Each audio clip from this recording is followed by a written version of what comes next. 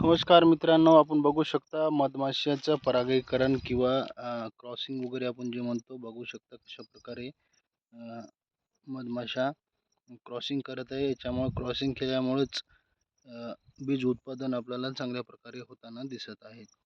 तर बघू शकता सूक्ष्म एकदम मायक्रो याच्यामध्ये मधमाशा आपल्याला दिसत आहेत. गोमासे आहेत, मधमाशा आहेत, त्याला आपण हे म्हणतो काटे मौजाच्या माशा आहेत.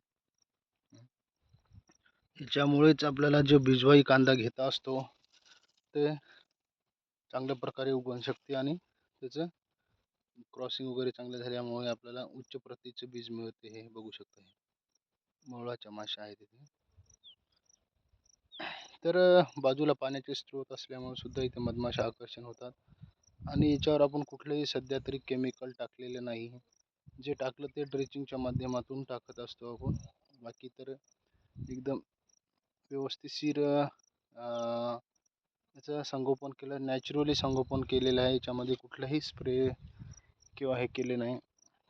सांगायचं तात्पर्य तर तुम्हाला तर कांदा बिजवाई करताना फार मेंटेनन्स लावण्याची गरज नाही. फक्त त्याला जे आहे ती निसर्गाची साथ असायला पाहिजे.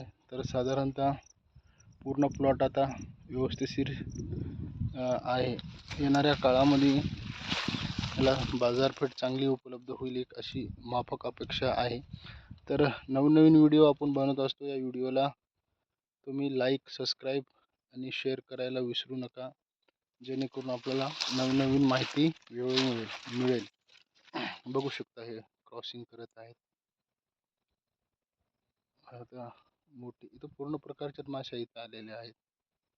गोमाशा, आता ही जे आगेमावळाची माशी म्हणतो आपण, वेगवेगळ्या भागामध्ये वेगवेगळे आहे. तर हे आगेमावळाची माशी आहे. तर या फुलावरून या फुलावर, या फुलावरून दुसऱ्या फुलावर असे परागीकरण आपल्याला होताना दिसत आहे. तर हे असं झालं तर एक क्रॉसिंग तयार होते आणि क्रॉसिंग तयार झाल्यामुळे चांगलं उत्पन्नात वाढ होते आणि चांगल्या उच्च प्रतीची आपल्याला बीज निर्माण होते. तर मधमाशात नाही तर जे क्रॉसिंग करण्यासाठी उपयोगी होतात ते याच्यासाठी हे खूपच चांगलं आहे. बघू शकता इथे प्रत्येक जे निसर्गाची किमया आहे ते पूर्ण आपल्याला पाहायला मिळत आहे. व्हिडिओ जास्तीत जास्त लाईक करा आणि चॅनलवर नवीन असेल तर सबस्क्राईब करा. जसं की झेंडूचे गेंदा आहेत तसे या प्रकारे.